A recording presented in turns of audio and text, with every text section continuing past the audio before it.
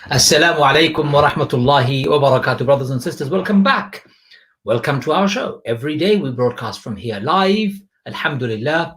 We're very grateful to Allah that He's given us the chance and the opportunity to be able to broadcast every day, my brothers and sisters. It's a remarkable honor.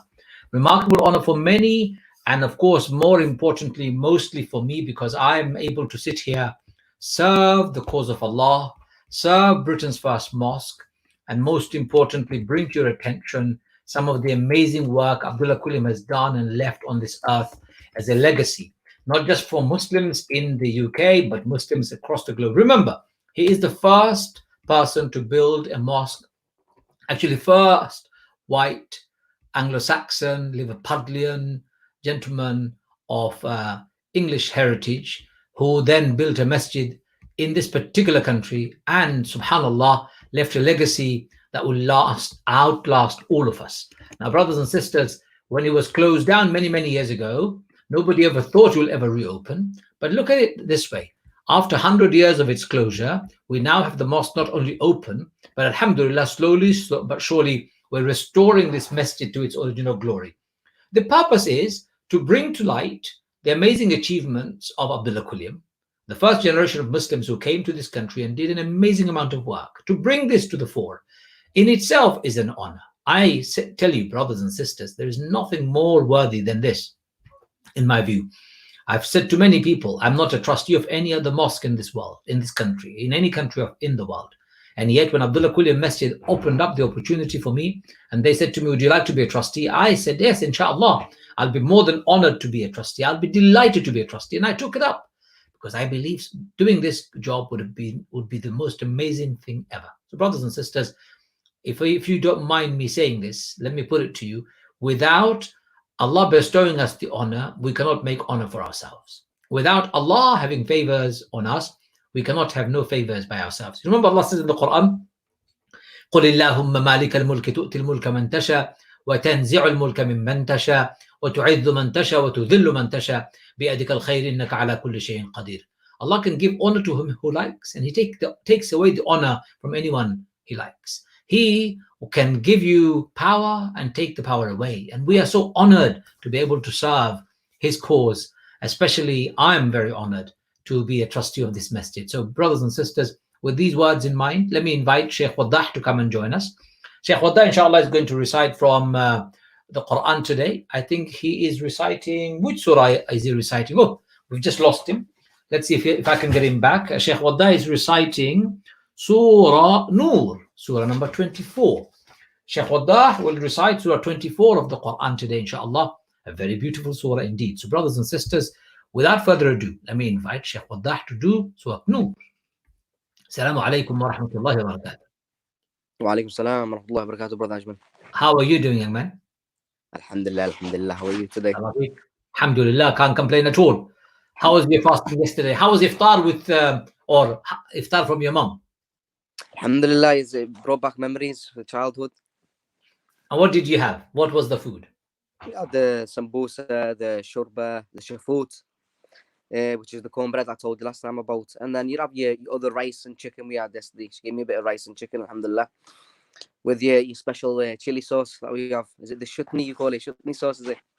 I have no idea what it is called, but it sounds like a great recipe for heart-filled good food, mashallah. Alhamdulillah, alhamdulillah. Very good. Barakallah fikum. So let's hear the Quran from you. We're all waiting. أعوذ بالله من الشيطان الرجيم. بسم الله الرحمن الرحيم. سورة أنزلناها وفرضناها وأنزلنا فيها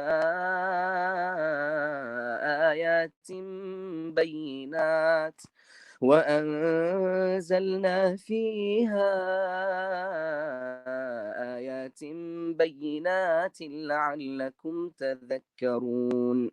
الزانية والزاني فاجلدوا كل واحد منهما 100 جلدة ولا تأخذكم بهما رأفة في دين الله إن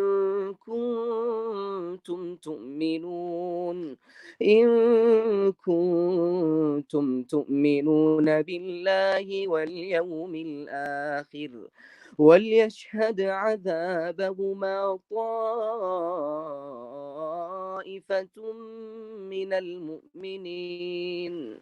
الزاني لا ينكح إلا زانية أو مشركة والزانية لا ينكحها إلا زان أو مشرك وحرم ذلك على المؤمنين. والذين يرمون المحصنات ثم لم يأتوا بأربعة شهداء فاجلدوهم 80 جلدة ولا تقبلوا لهم شهادة أبدا وأولئك هم الفاسقون. إلا الذين تابوا من بعد ذلك وأصلحوا فإن الله إلا الذين تابوا من بعد ذلك وأصلحوا فإن الله غفور رحيم. والذين يرمون أزواجهم ولم يكن لهم شهداء إلا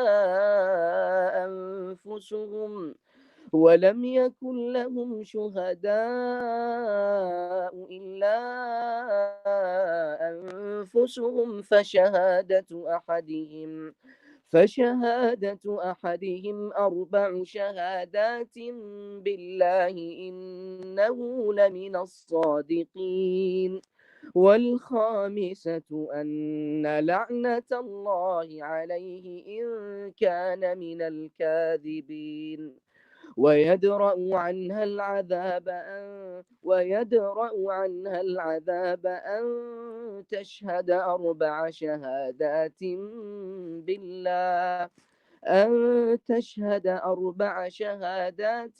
بالله إنه لمن الكاذبين. والخامسة أن غضب الله عليها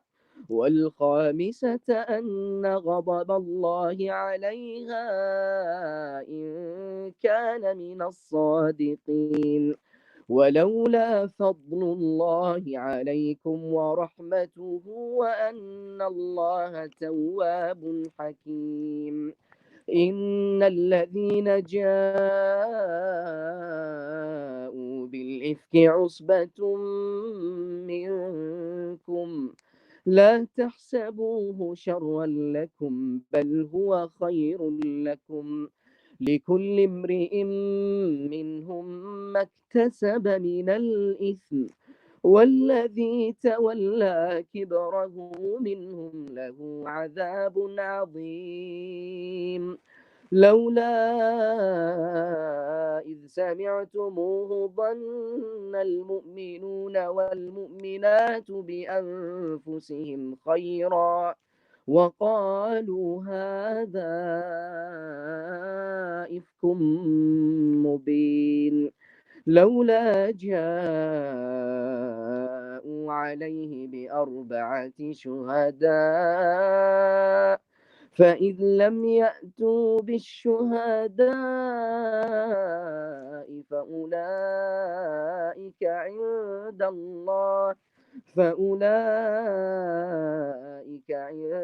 الله هم الكاذبون. ولولا فضل الله عليكم ورحمته في الدنيا والآخرة لمسكم فيما أفضتم فيه عذاب عظيم إذ تلقونه بألسنتكم وتقولون بأفواهكم ما ليس لكم به علم وتحسبونه هينا وهو عند الله عظيم.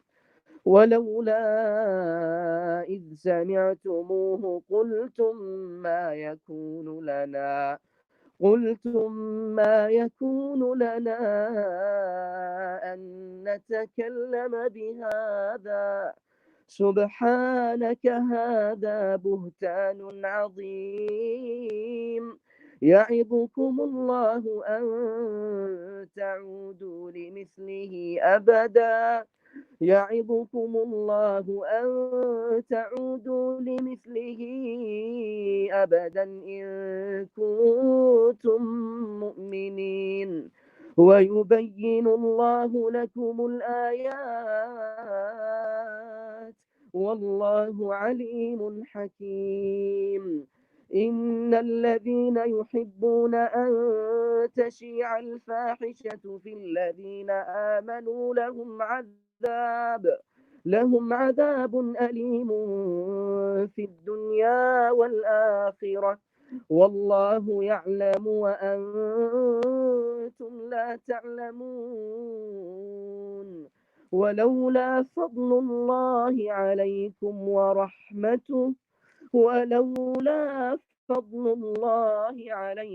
ورحمته وأن الله رؤوف رحيم يا أيها الذين آمنوا لا تتبعوا خطوات الشيطان ومن يتبع خطوات الشيطان فإنه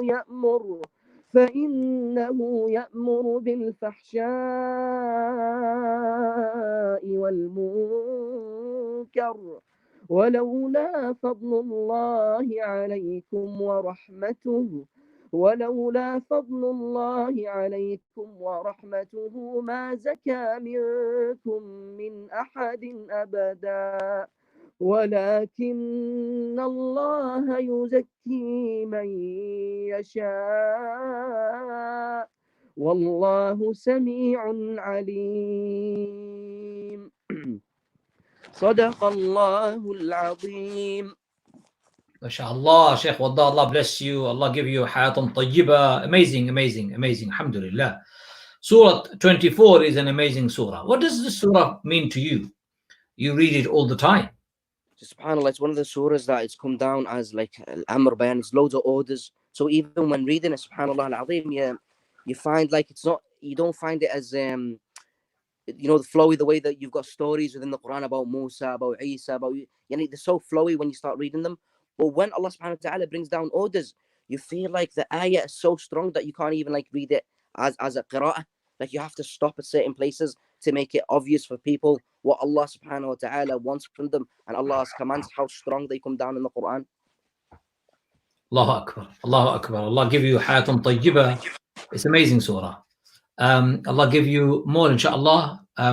What's your plan for iftar today then? Is your wife back or is she still working? Yeah, alhamdulillah. Today we'll be gathered again, inshallah, on the sufra, inshallah. It's a surprise today. I don't know what's on.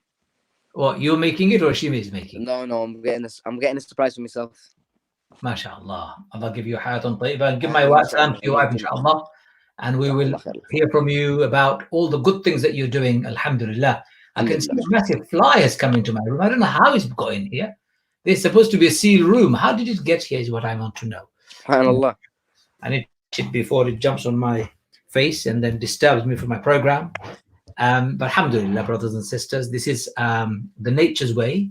How did it get in here? I have no idea. The windows are closed. They find their ways, alhamdulillah. I hope it's not a wasp, because if it's a wasp, then it will sting me. But we'll see. Thank you again, Sheikh Waddah. I'll let you go. I will talk to you again, inshallah, tomorrow. Inshallah. We'll find out how your day went. Inshallah, definitely, inshallah, inform me. Assalamu alaikum. Ya Allah, salam. Sheikh Waddah is there, and inshallah, let's now turn to the surah itself. Surah Nur. It was revealed, according to the consensus of the scholars, it was consensus of opinion is that it was sent down after the campaign against Bani al-Mustaliq. And this is confirmed by the verse 11 to 20 that deal with the incident of slander which occurred during the campaign. But there is a difference of opinion as to whether this campaign took place in 5th Hijri or before the Battle of Trench on the 6th after it. Historical background. Now, let us review the circumstances existing at the time of the revelation of the surah. It should be kept in mind that this incident, the incident of the slander, which was the creation of its which was the occasion of its revelation, was closely connected with a conflict between Islam and the disbelievers. After the big victory of Badr, the Islamic movement began to gain strength day by day, so much so that by the time of Abu Bakr's Battle of Trench, it had become so strong that the united force of the enemy, numbering about 10,000, failed to crush it and had to raise the siege of Medina after 1 month. It meant this, and both the parties understood it well, that the war of aggression which the disbelievers had been waging for several years had come to an end. Prophet himself declared, after this year, the Quraysh will not be able to attack you. Now you will take the offensive. When the disbelievers realized that they could not defeat Islam on the battlefield, they chose the moral front on carrying the conflict. Thus, the slander against the wife of beloved Prophet of Allah was made into public. Let's now go to the meaning itself. Let's Bismillah. In the name of Allah, the most merciful, the most compassionate. This is a surah which we have sent down and made. This is a surah that we've sent down and made. What is it said? Made that within obligatory and revealed therein verses of clear evidence that you might remember. The unmarried woman or unmarried man found guilty of sexual intercourse, lash each one of them with 100 lashes, and do not be taken by pity for them in the religion of, i.e., Allah's law. If you should believe in Allah and the last day, and let a group of the believers witness their punishment. The fornicator does not marry except a female fornicator or a polytheist, and none marries her except a fornicator or a polytheist, and that, i.e., marriage to such person has been made unlawful to the believers. And those who accuse chaste women and then do not produce 4 witnesses, lash them with 80 lashes, and do not accept from them testimony ever after. And those are the defiantly disobedient, except for those who repent thereafter and reform. For indeed, Allah is forgiving and merciful. And those who accuse their wives of adultery and have no witnesses except themselves, then by the witness of one of them shall be 4 testimonies swearing by Allah that indeed he is of the truthful. And the 5th oath will be that the curse of Allah be upon him if he should be amongst the liars. But it will prevent punishment from her if she gives her testimonies, swearing by Allah that indeed he is of the liar. And the 5th oath will be that the wrath of Allah be upon her if he was of the truthful. And if not for the favor of God upon you and his mercy, and because God is accepting of repentance and wise. Indeed, those who came with the falsehood are a group amongst you. Do not think it bad for you, rather it is good for you. For every person amongst them is what punishment he has entered from their sin. And he who took upon himself the greater portion thereof, for him is a greater punishment. Why, when you heard it, did not the believing man and believing woman think good of themselves and say this is an obvious falsehood? Why did they who slander not produce for witnesses? And when they do not produce the witnesses, then it is they in the sight of Allah who are the liars. And if it had not been for the favor of Allah upon you and his mercy in this world and the hereafter, you would have you've been touched for that lie in which you were involved by a great punishment. When you receive it with your tongue and said with your mouth that of which you had no knowledge, and thought it was significant while it was in the sight of Allah tremendous. And why, when you heard it, did you not say, it is not for us to speak of this? Exalted you are, O Allah, this is a great slander. God warns you against returning to the likes of this conduct, ever if you should believe. And God makes clear to you the verses, and God is knowing and wise. Brothers and sisters, I've read a few verses from the Quran. I've read some of the verses that are mentioned here. I can see there is a fly disturbing me in the room. Inshallah, I will sort it out, inshallah. Wrong time to go live now, mate. Why is it wrong time? Salam, brother Ajmal. Wa alaikum assalam wa rahmatullah. Oh, we've been joined by my dear brother Ron, who is the professor, a historian, great advisor, counselor, and confidant for all of us. I would like to invite Professor Ron to come onto our program and recite his or tell us his story, inshallah. We're all so eagerly waiting for you. So Ron, welcome to our program, and salam alaikum.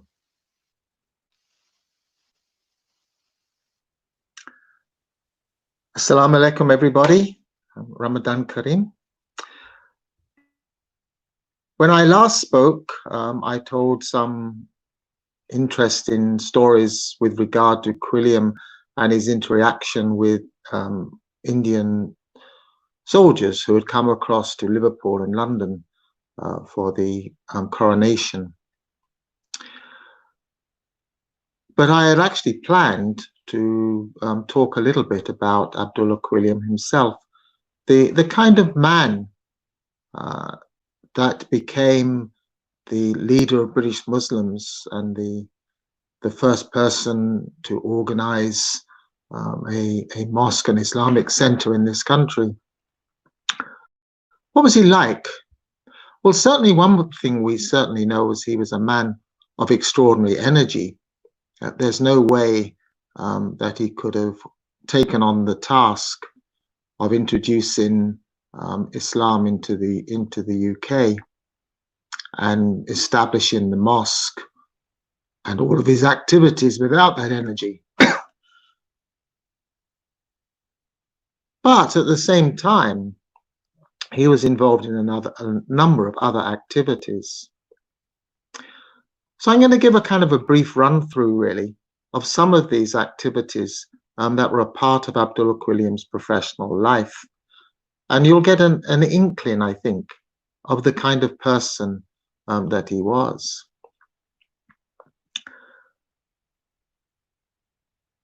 His origins were actually from the Isle of Man. The family were Isle of Man migrants and maintained two homes, one in Liverpool and one on the island. And Quilliam also kept the family homes on the Isle of Man. And we know for a fact that he would visit there often, taking children from the orphanage he had founded, the Medina home. And also sometimes he would take Muslim guests, or certainly Muslim guests of status, who had come to visit the mosque in Liverpool. The family were watchmakers by trade and were making watches for the wealthy, for the gentry. And an interesting side note of that is that on one of Quilliam's visits to stay in Istanbul, Constantinople, with the Sultan, he had commissioned a watch as a gift from all of the British Muslims, using his family firm to manufacture a mosque for the Sultan himself. When I was in Istanbul and I visited the museum, and actually there was a rather large collection of splendid watches that had belonged to the Sultans. And I searched it vigorously, trying to see if I could find the Liverpool watch that had been bought by Quilliam, but I failed. It would have been such a wonderful moment to find it. Quilliam was highly intelligent, as you could imagine, and attended the Liverpool Institute, a very well-known school in Liverpool, where we know that every single year that he was there, he won prizes, including a very, very prestigious national prize for geology, which would remain one of his passions throughout his life. He grew up in a very devout Christian family, and there's no doubt that as a young man, he himself shared in the devotion of his family. They were Protestant, nonconformists of the Wesleyan sect of Christianity. His grandfather was a minister, and Quilliam himself was active in the church, even teaching as a Sunday school teacher at his local Methodist church. But his main activity during this time was for the well-known Protestant temperance movement, which was the movement associated particularly with Protestants against the use of alcohol. These weren't people who just wanted people to drink moderately or to drink carefully. These were people, Christians, who were totally opposed to the use of any kind of alcohol whatsoever. And Quilliam was highly involved from a child with a shared passion of his parents and grandparents in the temperance movement. He first started speaking at temperance movement meetings with his grandfather when he was 8 years old. And he actually signed, he confirms for us, that he first signed what was called the pledge, which was a signed document in which you swore that you would not drink at all throughout your life. And Quilliam states in that document, or writing about that pledge, that promise, that he never broke it, and to his dying day, he was a non-drinker. And certainly that probably was one element, and one element only, in his attraction to Islam. He became so well known as a temperance boy, speaking frequently with his grandmother and his grandfather at temperance meetings, that the media would actually label him the temperance boy. But it was more serious than that, because we know by the age of 14, an incredibly young age really, Quilliam had become secretary of his local temperance lodge. And throughout his life, and not ceasing those activities as a Muslim, he would lecture on temperance and would consistently hold high office as secretary or president of a number of temperance lodges and movements and organizations. This precocious child decided that he would pursue the law for his career, and he trained for 5 years to become a lawyer. During that time, he earned his own living to pay for his studies as a journalist, working for several of Liverpool's newspapers, and also becoming the editor of a temperance newspaper and the Porcupine, which was a well-known Liverpool satirical newspaper or magazine, which came out once a month, and interestingly would often write about him, sometimes in a satirical way, when he became the leader of Britain's Muslims, the Sheikh al-Islam. Quilliam had what almost was a workaholic regime, and I was looking it up, and I'm going to read this to you. This is an account of his daily life during this period that he was studying to become a lawyer.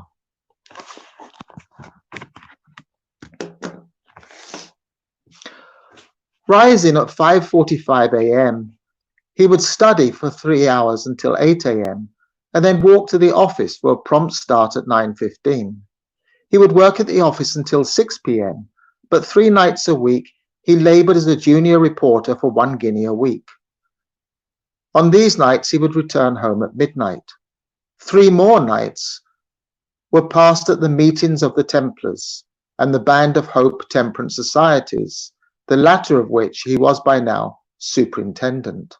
By the age of 20, he was editing the Good Templar newspaper and editing a Liverpool monthly satirical magazine, The Porcupine. After successfully completing his law studies, he worked for a number of law firms before starting his own law firm. We get a sense of Quilliam's interests and passions and his way of seeing society from his activities as a lawyer. He became famous on the poor areas of Liverpool, particularly the docks, where, free of charge, he would offer his legal services to women whose husbands had left them, deserted them, with small children. Quilliam would try to chase down these men and put pressure on them to support their wives and children.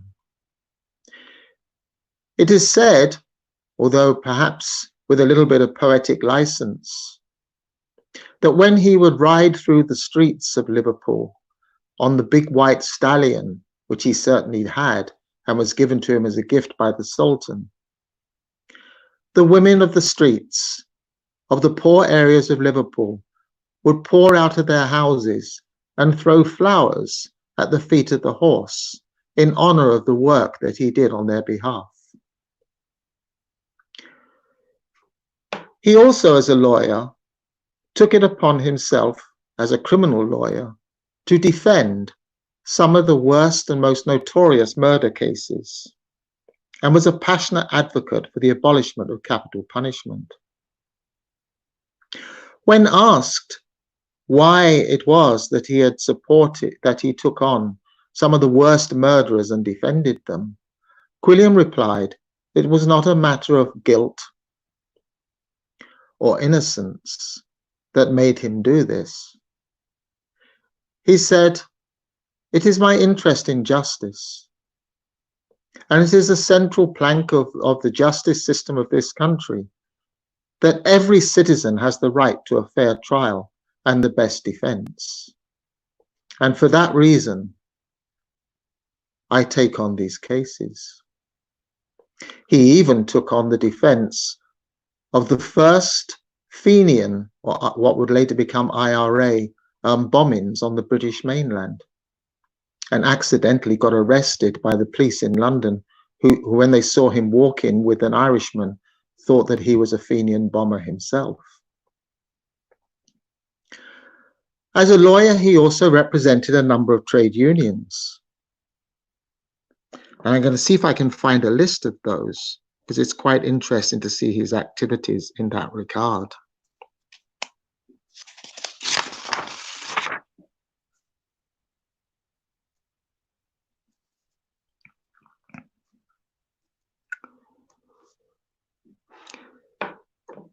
So here are the unions that he represented at certain different times in his career. The bakers, the furniture makers, the brick makers, the coppersmiths, and the Lancashire Sea Fisheries. In 1897, he went even further than representing these unions in his firm, and he was appointed president of the 8,000-strong Merseyside Railway Quay and Carters Union on the Liverpool docks, a position which he held until 1908, elected every year, and even when he tried at one point, because of his work schedules, not to leave the position but to resign, the members begged him to stay on. From this we begin to get a picture of Quilliam's passion for justice and equality, both of which would not only attract him to becoming a Muslim, but also became a part of the way in which he would manifest himself in his activities as a Muslim. None of these activities that I have listed ceased when Quilliam became the leader of British Muslims. They continued.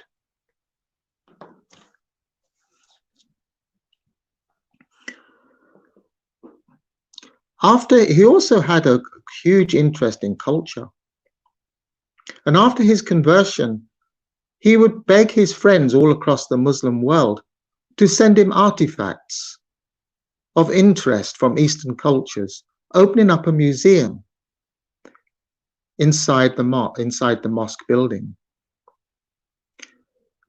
We see a man interested also in science, a passionate geologist, renowned for his studies of the age of rocks on the Isle of Man, papers that he would give continuously across Britain throughout his career, very often saying at the end, this interest in science and the dating of rocks convinces me that my faith in Islam is real.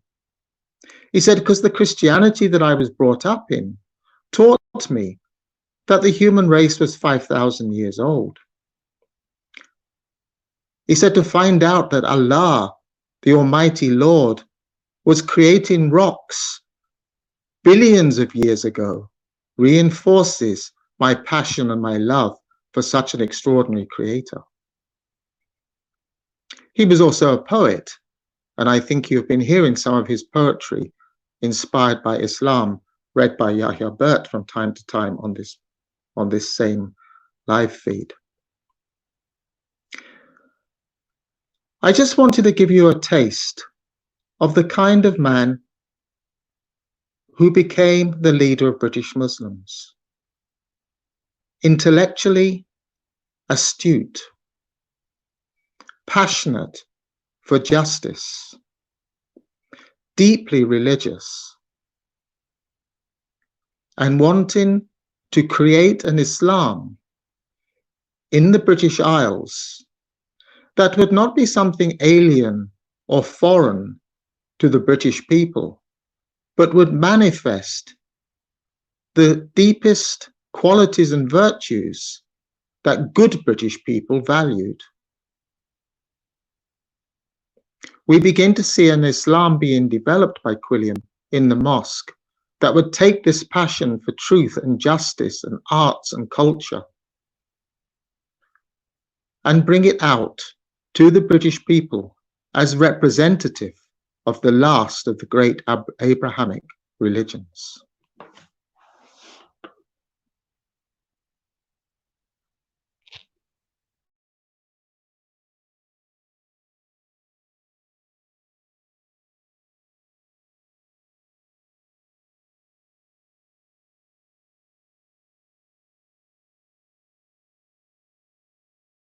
I'm now going to invite Henrietta to join us. I'm grateful to Ron Jeeves for his words.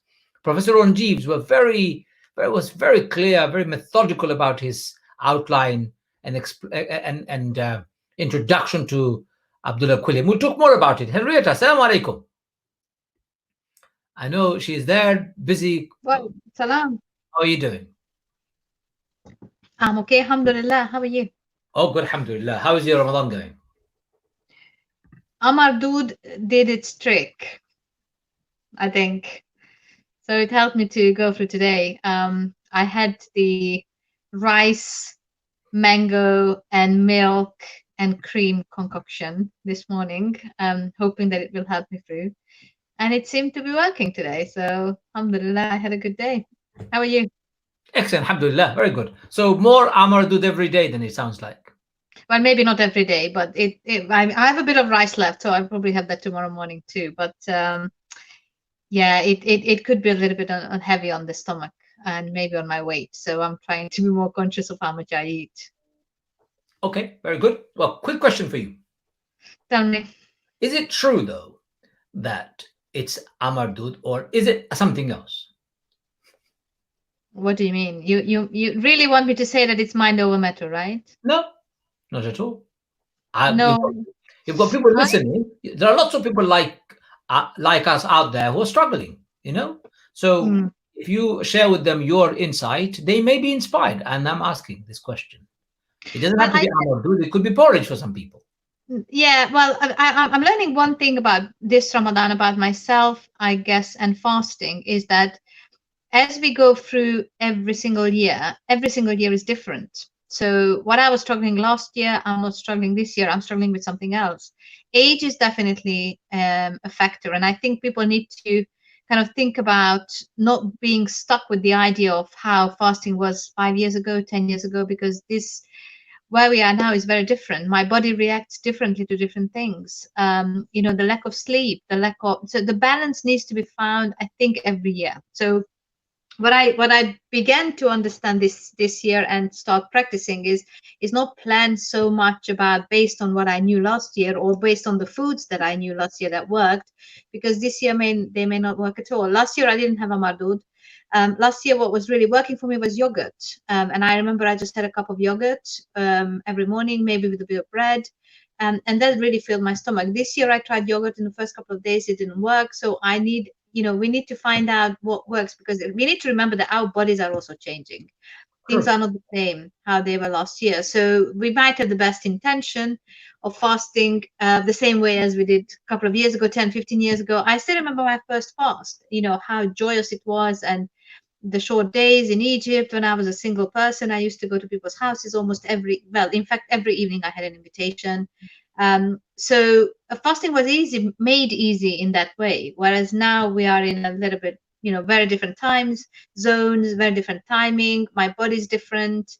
My needs are different. So I think it's really every person needs to figure out. And the quicker we figure out in the beginning of Ramadan, the better it is. We need to figure out what works for us individually. I don't think there is a cookie cutter advice for everyone. There are some guidelines perhaps, but we can't prescribe to anyone. I think it's just working with ourselves and be very mindful of what works and what doesn't, and then eliminate what doesn't work and put more of what works. Porridge works for me all the time. Yeah, well, that's your thing. I know a lot of people who actually really struggle. But the one thing that I find extremely inspiring is that despite the difficulties, we all struggle through. And what keeps me hopeful is that the more we struggle, the more the rewards, because God knows who struggles the most. It's not visible often. It's not something that we have any control over, but God knows how much of a struggle we put in. And the more the struggle, I'm hopeful that the more the reward for it. Okay, good. What's in the kitchen today? Quickly. Well, kitchen, I haven't been very busy today cooking because we still have the tagine from yesterday, but we have mango lassi. I made 2 salads. I made a green salad. We got some vegetables delivered today, and I'm using the rocket leaves to make a mixed salad with some tomatoes and carrots and really lovely fresh vegetables. I made fruit salad with pineapples, watermelon, black grapes, and apple, which is really looking very appetizing already. The one thing I'm going to be doing different, a little bit extra today, is my son was requesting sweet potato bread, which is a very simple recipe my brother-in-law has been raving about. So we have just managed to get some sweet potatoes cooked, and then we will mix it with equal amount of flour and dry fry it on a pan. So we will make some of those breads because he doesn't like couscous. So he will be eating bread with his chicken vegetable tagine mix. And what else? And we have some Greek pastries from the neighbors, and we have trifle for dessert. And I also bought some dark chocolate today because I couldn't say no to it when I went to the shop. So we have dark chocolate filled with raspberry filling. So we will have double dessert. I think we are all looking forward to the trifle, actually, especially the kids. I think your reminder about the internal struggle that we're all going through in order to keep our fast was so good. I'm not going to get you to do another reminder. I have a really good reminder though, but you'll have to do it tomorrow now. You'll have to hold on to it till tomorrow, if you don't mind. Okay. Because I've got the doctor waiting on just there, and I think I'm very, very fortunate to say to you that we have a medical doctor. If you've got any questions to that, he's a dentist rather. He can answer any questions if you have. Do you have any dental questions? No, just the usual. That when is it going to be open so we can go and have a dental checkup?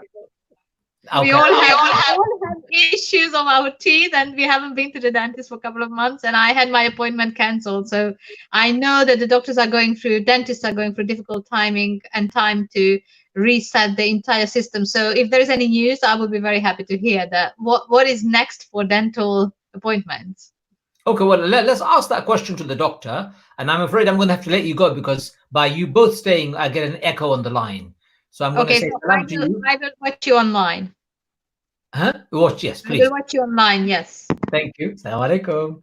That's Henrietta there, ladies and gentlemen, our resident cook, or rather sharing of our kitchen. And we've been joined by the doctor himself. Assalamu alaikum, Dr. Khalid. Wa alaikum assalam wa rahmatullahi wa barakatuh. How are you? I'm good. How are you today? Are you okay? Alhamdulillah. How is everybody? Inshallah, everybody is managing with the Siyam. Hopefully, after the first 10 days, first few days, really, I think everybody will usually will be able to tolerate the fasting better. Can we? Well, There is an echo on your phone. Yesterday wasn't. Are you listening to it? No, actually, I'm listening through. I'm using my phone actually. Oh, it wasn't like Is this. it still an echo now? Yeah, we can hear you twice. Myself twice. Okay, let me see if let me just see if I can sort this out. Okay. Is it better? No. Hello. I can hear you. But I can hear myself twice. Once from the system and once into your system. How about this? Hello? No, there is a echo. Okay, let me just do something else then. So if you go back and come back, go out and come back. Okay, one sec. Okay, fantastic. Hang on. Here we are. Okay. How about now? No, there's an echo still. Okay, let me just go back outside and go back in again.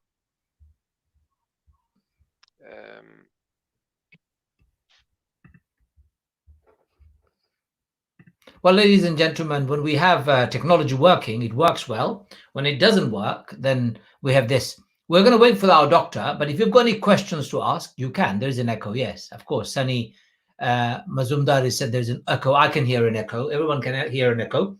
Hopefully the doctor can come back again and he can join us. And as soon as he joins us, we will take him on, inshallah. Oh, he's back again. Let's see if we can take him. Hello, assalamu alaikum. Is that better?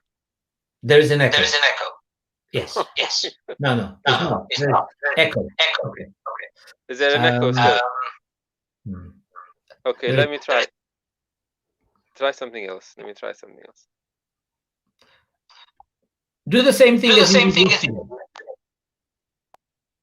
Okay, I'm going to go back in again. Okay. I'm so sorry, doctor. It's not worked. The line is not working. He's back again. And for the final time, I'm going to try him. Assalamu alaikum. I don't know why, actually. It's only one device I'm using.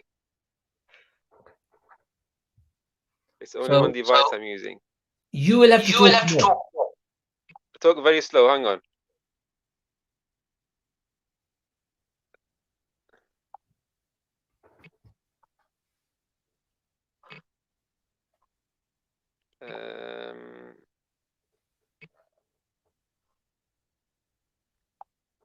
Can you hear me? I can hear you, actually. I mean, Can you hear me? The problem is, I'm getting an echo. Can you still hear me? I can hear you. Okay, let me just. I think I need to close this and then reopen it. Okay, you do that, doctor. While I obviously try and continue the conversation with our viewers, inshallah. Ladies and gentlemen, brothers and sisters, we're trying our best to get our doctor back on again. Sometimes it happens that our system works. Sometimes it doesn't. Really forgive us for this. Inshallah, we'll try our best to get our system working once again. And as soon as it does, we will, of course, be delighted to invite our doctor. Inshallah. Let's see if we can get our doctor back in again and get his system to work. Maybe we can get him back and get the system to work. Okay, salam alaikum, doctor. I think his system is frozen. Okay, well, never mind. Let's. Shams Khan says, hi, Could you? Okay, thank you very much. Well, we have Shams Khan. Please join us now. I've just sent you the link if you can, if you don't mind. It's there. It's live, and you can join us. That's our doctor who is going to try and join us as well, inshallah. We've got mashallah, Shams Khan is here. Assalamu alaikum, Hello. Shams. How are you? Walaikum assalam. I'm very well. Good to see you. Very good. We also had a dentist before you who was just before, and I was hoping to get both of you together, but the dentist's connection was causing us some problem, and that's why there was a delay. The dentist is back, so let's see if I can also get him on. Just stay there. Let's see if I can get him on. Yeah. Hello. Assalamu alaikum. Assalamu alaikum. Alaikum salam. No, Dr. Tariq is on a one later. Okay, I'm really sorry, Dr. Tariq, who is a dentist, his system isn't working. Like, for example, now, Shams, I'm talking to you, there is no echo. Yes. But when I was talking to him, there was an echo. So forgive us, people, ladies and gentlemen, if you've got any questions you wanted to raise, you can't raise it because dentist is not here. But we have our doctor. We're very grateful that he's back. How was last few days for you? Very good, thank you. Very good. Coping with the lockdown well. Family keeping me going very well. Keeping in touch with friends through systems like this, through Zoom, through FaceTime. So yes, I've been keeping well, thank you. Excellent. Now tell me, what do you think of our Prime Minister's announcement of easing the lockdown? You're a doctor. Do you approve or do you disapprove? Now, I must admit, I've missed his actual words. I haven't seen. He's only just come off air, I understand, so I haven't actually seen what he said. But just the general concept of easing up the lockdown right at this moment in time, and I don't pretend to be an epidemiological expert by any manner of means, but my colleagues are working very, very hard in hospital, in the emergency department, in intensive care units, and many of them do post on social media with a little bit of and that appear to be socializing and not socially distancing. And I understand that because of the real hard work that they're under. And there have been some deaths in the healthcare community as well, which is really, really tragic. So for me, an easing up of the lockdown at this stage just seems too early. And as awfully and horribly inconvenient as this is, and I do understand that people's jobs and welfare are also at stake, and that there is only so far that a furloughing can go. But I do think that a real ease on lockdown at this stage, it would be better to stay locked down at this moment in time. So the restrictions that have been lifted, if I could tell you, Boris Johnson says UK is taking the first step carefully, and he's easing the coronavirus lockdown with people in England allowed to spend more leisure time outdoors from Wednesday. People, if they can't work from home, they can go to work. Some schools will be open from June, but these are primary schools, kids of very young age. Secondary school will be closed, and there will be no way of them opening until next year. According to Mr. Johnson, he said, Mr. Johnson believes children could gradually return to primary school from 1st of June at the earliest, beginning with the reception year 1 and 6. At least some of the hospitality industry could be opened again to public, but that could begin in July rather than now. It will soon be time to impose quarantine on people coming into UK by air. And the UK COVID-19 reproduction rate, also known as R, is between 0.5 and 0.9, but potentially only just below 1. What do you make of all of that? Well, in that context, it does sound like not a huge amount in the immediate future is going to change. And so just remind me again, what's been lifted from Wednesday? So from Wednesday onwards, he's saying we can have more time leisurely outside in the park, as long as we keep our social distance and we can meet our friends in the park, but keep the distance. That's acceptable. We can meet one member of our family on a picnic if we want to. The problem I have is how are you going to enforce that? And medically, it's going to be a nightmare for you. I think that is the issue, and I think we're relying on people interpreting this really as it's intended to. and to allow people some socializing and to avoid this becoming a mass gathering.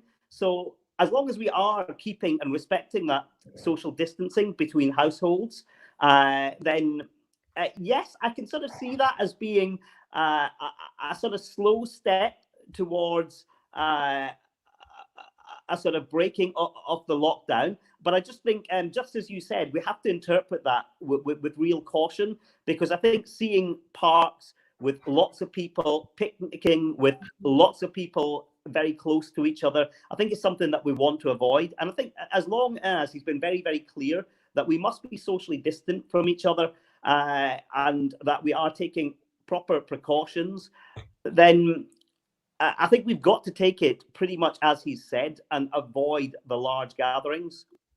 But what okay, so the medical question that arises, if our if this disease is passed by human contact and Yes. by the droplets that we emit in the air when we are speaking, Yes. even if we are close to a member of our family who we don't live with or a friend, unless they are wearing mask, and if mask wearing is mandatory, then we'll only eliminate the possibility. But but Mr. Johnson didn't say we don't need to wear masks.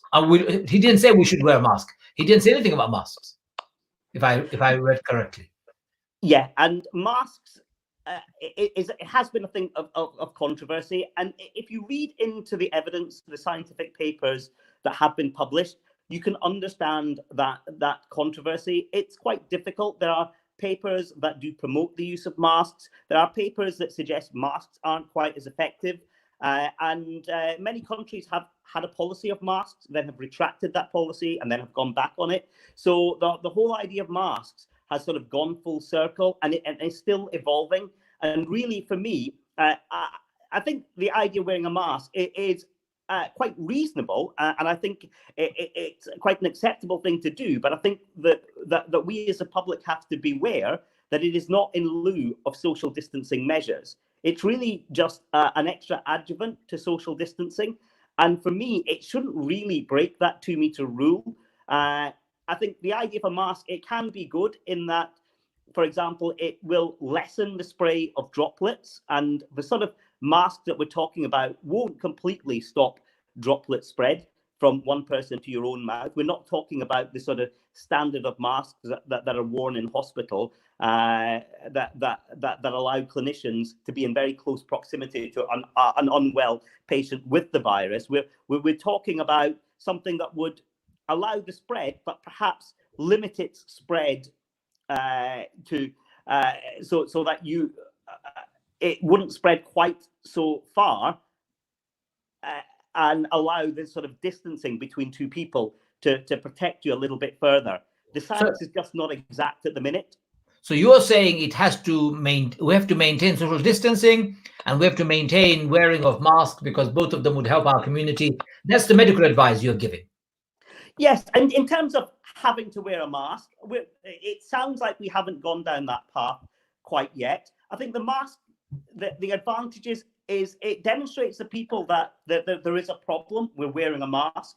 It reminds one to keep that distance, but the wearing of the mask shouldn't lull us into a false sense of security that says, I can go close to another person and interact them as I would have done previously just because I'm wearing a mask. So that's my caution about masks. So do you think we could end up having an Eid gathering wearing masks and keeping our social distances? I would really caution against a large Eid gathering, even with masks. I really would limit it to direct family. And in a sense, I do feel that how would it impact a large gathering of people where we had to be separated by quite a distance, even with a mask on? For me, the temptation would be very strong to remove that distance, to sit that little bit closer, to have that close contact that we all really, really crave and that we want, understandably. And for me, that's where I think a lot of the discussion and discourse around masks have thrown caution to the use of masks. It's quite hard when we see someone close to us, or someone, a loved one, a friend, a colleague, who we may normally shake hands with, we may have interaction with, to go in a sort of social proximity to, and then completely maintain that distance. The psychology of actually just going, well, I'll go for a handshake or some kind of social interaction, perhaps a hug, something like that. It's quite strong and it's quite powerful, and I don't think we should underestimate what we think we may well do and how we think we may act to how we would actually act. And that's where I think a large Eid gathering with masks may fall apart, and that would be my caution. Thank you. So medical advice from our doctor is, if you do go out and if you follow the government instructions, then make sure you're wearing your mask and keep your social distance. Government is also saying that if you are going to go to work and if it's essential, then you should not go by public transport, but if you walk or cycle or even drive. Doctor, we've run out of time. I'm very grateful to you for your insight, for your medical advice, sound one indeed. And thank you again. We'll see you in the next few days. I'll give you a message as to which date we have, inshallah. And thank you again for your time. Thank you as well. Greatly appreciated. Good to see you again. Yeah, bye-bye. Bye. That's Dr. Shams Khan, is a fantastic doctor who is been with us, alhamdulillah. I'm very grateful to him. And also to the rest of you. And I'm really sorry to other doctor who came earlier and we couldn't get him on for echo problem. Inshallah, I'm pretty certain we'll sort that out. I was speaking to him yesterday. We didn't have an echo, but I don't know what happened. Ladies and gentlemen, we've run out of time. It's already, what time is it? 8 o'clock. I better go. See you inshallah tomorrow. Assalamu alaikum wa rahmatullahi wa barakatuh.